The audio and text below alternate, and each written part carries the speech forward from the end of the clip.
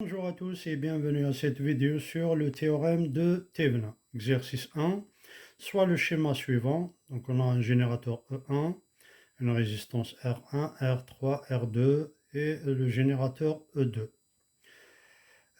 Les données, on a E1 10 volts, E2 5 volts, R1 15 kΩ, R2 10 kΩ, R3 5 kΩ.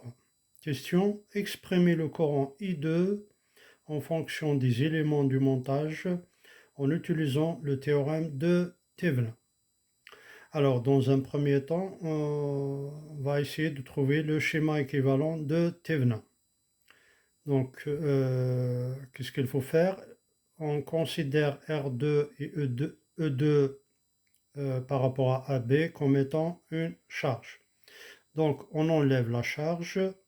Donc, il nous reste E1, R1, R3, la résistance R3, vue à partir de AB. Donc là, c'est ETH. On calcule la tension ETH, on applique le diviseur de tension. ETH égale R3 divisé par R3 plus R1 fois la tension totale, c'est-à-dire E1.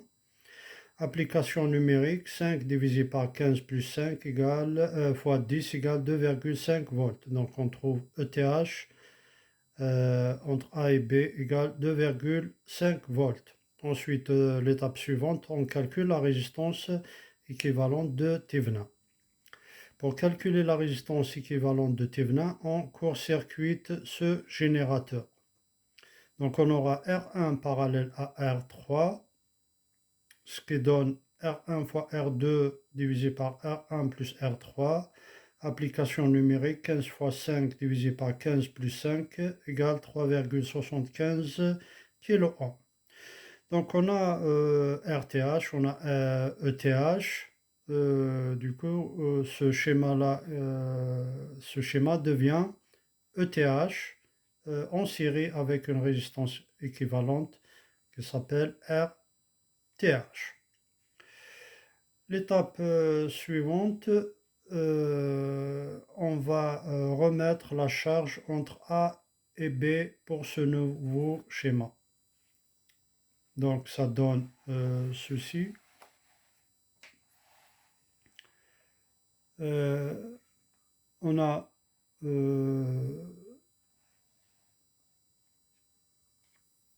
ETH, RTH, et entre A et B, on remet R2 et E2. Donc on obtient une seule maille et on peut calculer maintenant le courant I2 qui traverse tout le circuit. Dans un premier temps, on choisit le sens des tensions.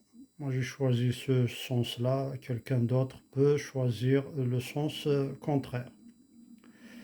Donc, toutes les tensions qui vont dans ce sens sont considérées positives et les tensions qui vont à l'encontre de cette flèche, donc c'est négatif. Alors, si on va dans ce sens, ETH est positif, donc ETH moins la tension aux bornes de RTH est négative, donc moins RTH fois I2, traversé par le courant I2, moins R2 fois I2, moins E2 égale 0. Donc là, d'après les lois de Kirchhoff, la somme des tensions dans une maille égale 0, 0 volts. Donc on va manipuler cette équation pour avoir le courant I2. Donc ETH, on va mettre I2 en facteur. Donc ETH moins RTH plus R2 fois I2 moins E2 égale 0.